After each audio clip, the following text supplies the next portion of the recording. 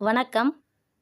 இன்னைக்கு வாமனாவில் சவுக்கு சங்கர் மீதான குண்டர் சட்டம் ரத்து செய்யப்பட்டதை பற்றி தான் இந்த காணொளியில் பார்க்க போகிறோம். சவுக்கு சங்கர் மீதான குண்டர் சட்டத்திற்கு 2 நீதிபதிகள் முரண்பட்ட கருத்துக்களை தெரிவித்திருக்கிறார்கள். அதில் ஜி.ஆர். சுவாமிநாதன் சவுக்கு சங்கர் மீதான குண்டர் சட்டத்தை ரத்து செய்ய விரும்புகிறார். மற்றொரு நீதிபதியான பாலாஜி அதற்கு எதிர்ப்பு தெரிவிக்கிறார்.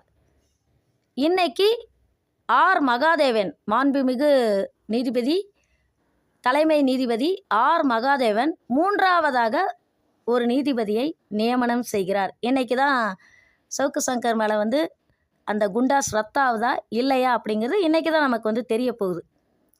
இந்த இடத்துல எனக்கு உண்மையிலேயே மாண்புமிகு நீதிபதி ஜி.ஆர். சுவாமிநாதன் மேலே கொஞ்சம் வருத்தம். ஒரு நீதிபதியோட முடிவில் தலையிடக்கூடாது. இருந்தாலும் தன்னுடைய நீதித்துறையை சேர்ந்த பெண்கள் நீதிபதிகள் கிட்ட தவறாக இருக்காங்க அப்படின்னு சொல்லும்போது கோபப்பட்ட இதே நீதிபதியான ஜி.ஆர். சுவாமிநாதன் சியூமோட்டோவாக தாமாகவே முன்வந்து அந்த வழக்கை எடுத்து நீதிமன்ற அவமதிப்பு வழக்காக கிட்டத்தட்ட 6 மாதம் சவுக்கு சங்கருக்கு சிறை தண்டனை கொடுத்தார். அதே போல் சவுக்கு சங்கருக்கு வரக்கூடிய சம்பள பணம், நீ வேலையே பார்க்கறதில்ல, உனக்கு எதுக்குடா சம்பளம் அப்படின்னு சொல்லிட்டு சம்பள பணத்துலேயும் கை வச்சார். அப்போ எல்லாருமே ஜி.ஆர். சுவாமிநாதனை மனசார பாராட்டணும். ஆனால் இன்றைக்கி அதே நீதிபதி சவுக்கு சங்கரை காப்பாற்றுற வேலையில் இறங்குறார். எல்லாரும் கேட்கலாம், சவுக்கு சங்கர் மேலே குண்டாஸ் போடுற அளவுக்கு அவர் என்ன பெருசாக தப்பு பண்ணிட்டாரு? பெண்கள் விஷயத்தில் ஏதாவது தப்பு பண்ணிட்டாரா? அல்லது ஏதாவது சாராயம் காய்ச்சினாரா? அல்லது வேறு ஏதாவது பெருசாக பண்ணாரா? இல்லையே, யூடியூப்பில் உட்காந்து பேசுறது தப்பா அப்படின்னு கேட்குறது எனக்கு உங்கள் மைண்ட் வாய்ஸ் நல்லாவே புரியுது. நிறைய யூடியூபர்கள்லாம் பயந்து போய் இருக்கிறது எனக்கு தெரியுது. ஒன்று மட்டும் தயவுசெய்து நல்லா புரிஞ்சுக்கோங்க. நம்மள மாதிரி யூடியூபர்ஸ்க்கெலாம் ரீசார்ஜ் பண்ணுறதுக்கே காசு இருக்காது. உண்மையிலே நாமெல்லாம் ரொம்ப பாவப்பட்டவங்க. இருக்கிறதுலே அடுத்தவங்கள மிரட்டி பணம் பறிக்கிறதுல சவுக்கு சங்கர் நம்பர் 1 இடத்துல இருக்காப்புல. சவுக்கு சங்கர் வேற, நாம் வேற. அப்போ தன்னுடைய சேனலை வச்சு, தன்னுடைய புனிதமான பத்திரிகை தொழிலை வச்சு அடுத்தவங்கள மிரட்டி காசு பார்க்குற சவுக்கு சங்கர் மேலே குண்டாஸ் போடுறதுல என்ன தவறு இருக்குது? அதே போல் இதனுடைய பின்புலத்தில் யார் இருக்கா அப்படின்னு சொல்லி பார்த்தீங்கன்னா அண்ணாமலை. நான் மட்டும்தான் இதனுடைய பின்புலத்தில் அண்ணாமலை இருக்கிறதா கண்டுபிடிச்சேன் அப்படின்னு சொல்லி பார்த்தீங்கன்னா பல பேர் அதை கண்டுபிடிச்சிட்டாங்க. அதே போல் மாண்புமிகு நீதிபதி ஜி.ஆர். சுவாமிநாதன் அவர்கள் பொதுவாகவே அவர் கொஞ்சம் ஆர்எஸ்எஸ் சித்தாந்தம் உள்ள ஒரு நீதிபதி. அவர் அப்படி பார்க்கும்போது தன்னுடைய விஷயத்தில் சவுக்கு சங்கருக்கு 6 மாதம் நீதிமன்ற அவமதிப்பு தீர்ப்பாக கிட்டத்தட்ட 6 மாதம் சிறை தண்டனை கொடுத்த அதே நீதிபதி காவல்துறையை சேர்ந்த பெண்களை, மீண்டும் சொல்கிறேன், காவல்துறையை சேர்ந்த பெண்களை ஏடிஜிபி அருண்குமாரோடு இணைத்து தவறாக பேசும்போது சவுக்கு சங்கரை காப்பாற்ற முயற்சிப்பது சரியா அப்படின்ற கேள்வியை நான் மாண்புமிகு நீதிபதி அவர்களை பார்த்து கேட்கிறேன். இதுக்காக ஜி.ஆர். சுவாமிநாதன் அவர்கள் என்னை உள்ள தூக்கி போட்டாலும் நான் கவலையே படமாட்டேன். நான் கண்டிப்பாக நேருக்கு நேராக ஃபேஸ் டு ஃபேஸ் கேள்வி கேட்பேன். சார், உங்களுடைய நீதித்துறையை சேர்ந்தவங்கள நீதித்துறை பெண்களோடு இணைத்து தவறாக பேசும்போது தானாகவே முன் அந்த வழக்கை கையில் எடுத்து சவுக்கு சங்கருக்கு 6 மாதம் சிறை தண்டனை கொடுத்தீங்க. ஆனால் காவல்துறையை சேர்ந்த பெண் அதிகாரிகளை அதே காவல்துறையை சேர்ந்த உயர் அதிகாரியான ஏடிஜிபி அருணோடு தொடர்பு படுத்தி பேசும்போது, பெண்களை இழிவுபடுத்துமாறு பேசும்போது இந்த இடத்துல நீங்கள் சவுக்கு சங்கரை காப்பாற்றுறது நியாயமா அப்படிங்கிறது என்னுடைய கேள்வி. கண்டிப்பாக இதனுடைய பின்புலத்தில் பாஜகவும் அண்ணாமலையும் தான் இருக்காங்க.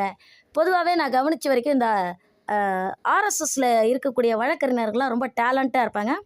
இப்போ சவுக்கு சங்கருக்காக வாதாடுறது அதிமுகவை சேர்ந்த வழக்கறிஞர்களாக இருந்தாலும் நான் கவனித்த வரை ஆர்எஸ்எஸ் வழக்கறிஞர்கள்லாம் ரொம்ப திறமைசாலிகளாக இருப்பாங்க. என்ன காரணத்துக்காக அண்ணாமலைக்கு சவுக்கு சங்கரை காப்பாற்ற வேண்டிய தேவை இருக்கிறது அப்படின்னு சொல்லி பார்த்தீங்கன்னா, சவுக்கு சங்கர் திமுகவை விளாசுன்னு விளாசுறாராம். எப்போத்துலேருந்து திமுகவை விளாசுன்னு விளாசுறாரு? 2022 இதே ஜிஆர் சுவாமிநாதன் உள்ள தூக்கி போட்டதும் ஸ்டாலின் வந்து சவுக்கு சங்கருக்கு போதிய வசதியை சிறையில் செஞ்சு தரல. அதற்கு பழிவாங்கும் விதமாக வெளியில் வந்த சவுக்கு சங்கர் திமுகவை எதிர்க்கிறாரே தவிர, தன்னுடைய சுயநலத்துக்காக எதிர்க்கிறாரே தவிர, உண்மையிலேயே திமுக ஆட்சியில் ஏற்படக்கூடிய குறைபாடுகளை சுட்டி காட்டணும் அப்படின்றதுக்காக அவர் பேசலை. 2021 வரைக்கும் உண்மையிலேயே சவுக்கு சங்கர் எடப்பாடி பற்றியும், எடப்பாடி ஆட்சியை பற்றியும், கொடநாடு கொலை வழக்கு பற்றியும் அதிகமாக பேசின நபர் இவர். அதே போல் சவுக்கு சங்கர்கிட்ட பாஜகவுக்கு பிடிச்ச விஷயம் என்ன அப்படின்னு சொல்லி பார்த்தீங்கன்னா, சவுக்கு சங்கர்கிட்ட ஒரே ஒரு நல்ல விஷயம் நானும் நோட் பண்ணியிருக்கேன். அதுக்காக தான் பாஜக வந்து சவுக்கு சங்கரை காப்பாற்றுறாங்கன்னு நான் நினைக்கிறேன். சவுக்கு சங்கர்கிட்ட இந்த தீவிரவாதத்துக்கு ஆதரவு கொடுக்கக்கூடிய ஒரு குணம் கிடையாது. 420 வேலை பண்ணுவாப்புல, அடுத்தவருடைய மனைவியை வந்து ஆட்டையை போடுறது, பல பெண்களை ஏமாற்றி திருமணம் செய்கிறது, அடுத்தவங்களை மிரட்டி பணம் பறிக்கிறது, மணல் மாஃபியா, அப்புறம் இன்னும் மற்றவங்களோடலாம் வந்து உறவில் இருந்து அவங்கக்கிட்ட இருந்து பணம் பறிக்கிறது, இந்த மாதிரியான ஒரு கீழ்த்தரமான நபர் அப்படின்றத நாம் எல்லாருமே வந்து ஒத்துக்கிறோம். ஆனால் அவர்கிட்ட இருக்கக்கூடிய ஒரே ஒரு நல்ல குணம் என்னென்னா, அவர்கிட்ட அந்த தீவிரவாத சிந்தனை கிடையாது. ஆனால் அவருடைய குடும்பத்தை சேர்ந்த அவருடைய உடன் பிறந்த தங்கை சுஜாதாவின் கணவர் இப்போ நடந்து முடிந்த பாராளுமன்ற தேர்தலில் திருவள்ளூர் தனித்தொகுதியில் எம்பியாக போட்டியிட்ட சசிகாந்த் செந்தில். இந்த சசிகாந்த் செந்தில் வேறு யாரும் இல்லை, சவுக்கு சங்கரோட சொந்த மச்சினன். இந்த சசிகாந்த் செந்தில் காங்கிரஸில் எம்பியாக போட்டியிட்ட சசிகாந்த் செந்தில் முற்றிலும் சவுக்கு சங்கருக்கு எதிர்மாறான ஒரு கொள்கை உடைய ஒரு நபர்.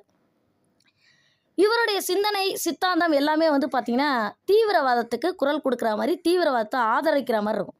ஆனால் சவுக்கு சங்கர்கிட்ட இருக்கக்கூடிய ஒரே ஒரு நல்ல விஷயம் என்ன அப்படின்னு சொல்லி பார்த்தீங்கன்னா, அவர் வந்து தீவிரவாதத்தை இது வரைக்கும் அவர் வந்து ஆதரிச்சதில்லை. அதனால தான் பாஜகவும் அண்ணாமலையும் சவுக்கு சங்கருக்கு குரல் கொடுக்குறாங்க.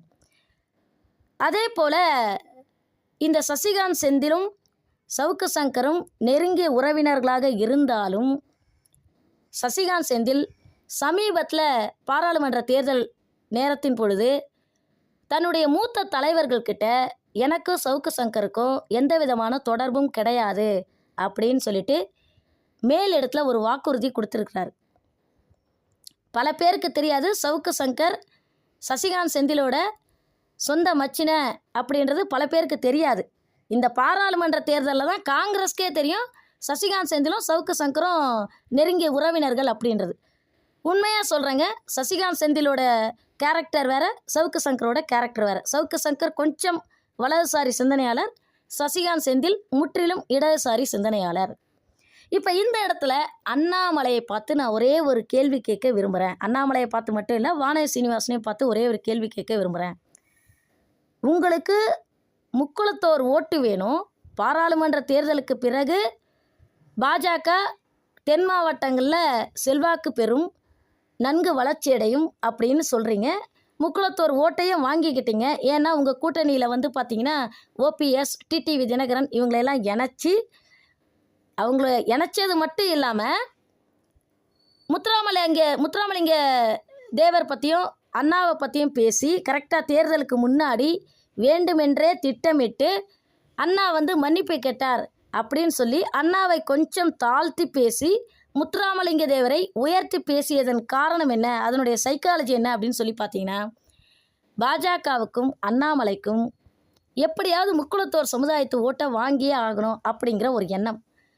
அதனுடைய வெளிப்பாட்டின் காரணமாகத்தான் திராவிட இயக்கத்தை சேர்ந்த அண்ணாதுரையை கொஞ்சம் சிறுமைப்படுத்தி முத்துராமலிங்க தேவரை வந்து பெருமைப்படுத்தி பேசினார்கள். அப்போ உங்களுக்கு முக்குளத்தோர் ஓட்டும் வேணும், முத்துராமலிங்க தேவரோட முத்துராமலிங்க தேவரோட பேரை சொல்லி முக்குளத்தோர் ஓட்டும் வேணும், சவுக்கு சங்கரும் வேணுமா? இந்த சவுக்கு சங்கர் தான் முத்துராமலிங்க தேவரை பற்றி தப்பாக பேசின ஒரு நபர். சவுக்கு சங்கர் மேலே அநேகமாக 8வது வழக்காக முத்துராமலிங்க தேவரை பற்றி தப்பாக பேசின ஒரு வழக்கு கூட போடப்பட்டிருக்குன்னு நினைக்கிறேன் நான். அப்படி இருக்கும்போது 2026 நடக்கவிருக்கிற சட்டமன்ற தேர்தலில் பாஜகவுக்கு முக்குளத்தோர் சமுதாய ஓட்டு கிடைக்குமா? நீங்கள் எவ்வளோக்கு எவ்வளோ சப்போர்ட் பண்ணுறீங்களோ அந்த அளவுக்கு சத்தியமாக உங்களுக்கு தென் மாவட்டத்தில் முக்குளத்தோர் ஓட்டு அண்ணாமலைக்கும் பாஜகவுக்கும் கிடைக்கவே கிடைக்காது. தயவு செய்து சுதாரிச்சுக்கிட்டு சவுக்கு சங்கருக்கு சப்போர்ட் பண்ணுறதை நிறுத்துனீங்க அப்படின்னா முக்குளத்தோர் சமுதாய ஓட்டு 2026 சட்டமன்ற தேர்தலில் பாஜகவுக்கு உண்டு. அப்படி இல்லை, முட்டாள்தனமாக நீங்கள் சவுக்கு சங்கர் சப்போர்ட் பண்ணீங்க அப்படின்னா முக்குளத்தோர் ஓட்டை நீங்கள் இழக்க வேண்டிய ஒரு சூழ்நிலை ஏற்படும். ஏற்கனவே எடப்பாடி மேலே முக்குளத்தோர் அத்தனை பேர் அதிருப்தியில் இருக்கிறாங்க. கண்டிப்பாக இந்த ஓட்டு திமுகவுக்கு தான் போகும். அதே போல் செந்தில் பாலாஜியை பற்றி ப்ரெஸ் மீட்டில் பேசும்போது அண்ணாமலை என்ன சொன்னாப்ல அப்படின்னா, அண்ணனும் தம்பியும் ஒரே பொம்பளைய வச்சுருக்காங்கண்ணே, இவங்களாம் மனுஷனுங்க நானே அப்படின்னு சொல்லிட்டு ப்ரெஸ் மீட்டில், ஒரு பொது இடத்துல ப்ரெஸ் மீட்டில் பேசின நபர் தான் இந்த அண்ணாமலை. இப்போ இந்த இடத்துல கடைசியாக அண்ணாமலை பார்த்து என்னுடைய கேள்வி என்னன்னா, அது கூட அந்த பெண் விருப்பப்பட்டிருக்கலாம், அதனால் அண்ணனும் தம்பியும் அந்த பெண்ணோட உறவில் இருக்கலாம். ஆனால் ஏற்கனவே திருமணமாகி ஏற்கனவே சவுக்கு சங்கருக்கு ஒரு 3-4 மனைவி இருக்கும்போது தான் கிட்ட பேட்டி எடுக்க வந்த ஒரு சின்ன வயசு பொண்ணான ஏற்கனவே திருமணமாகி குழந்தை இருக்கக்கூடிய மாலதி அப்படின்ற நெறியாளரை டைவர்ஸ் பண்ண வச்சு திருமணம் செய்து கொண்ட சவுக்கு சங்கரை பற்றி அண்ணாமலையின் விமர்சனம் என்ன அப்படிங்கிறத நான் மட்டும் இல்லை, ஒட்டுமொத்த தமிழ்நாட்டை சேர்ந்த அத்தனை பேருமே இந்த கேள்வியை உங்கள் முன் வைக்கிறோம். செந்தில் பாலாஜிக்கு ஒரு நியாயம், சவுக்கு சங்கருக்கு ஒரு நியாயமா? செந்தில் பாலாஜியும் செந்தில் பாலாஜி தம்பியும் ஒரே பொம்பளையே 2 பேர் உறவில் இருக்காங்க அப்படின்னு தப்பாக பேசின அண்ணாமலை, சவுக்கு சங்கர் பல பெண்களோட வாழ்க்கையை கெடுத்திருக்காரு, பல பெண்களை ஏமாற்றி திருமணம் செஞ்சுருக்கிறாரு. திருமணமாகி குழந்தை பிறந்து கணவரோடு வாழ்ந்து கொண்டிருக்கிற ஒரு பெண்ணோட வாழ்க்கையை கெடுத்து 3வது மனைவியாக்கி கொண்ட சவுக்கு சங்கரை பற்றி அண்ணாமலை என்ன விமர்சனம் செய்ய போகிறார் அப்படின்ற கேள்வியோட இந்த காணொலியை முடிச்சுக்கிறேன். நன்றி, வணக்கம்.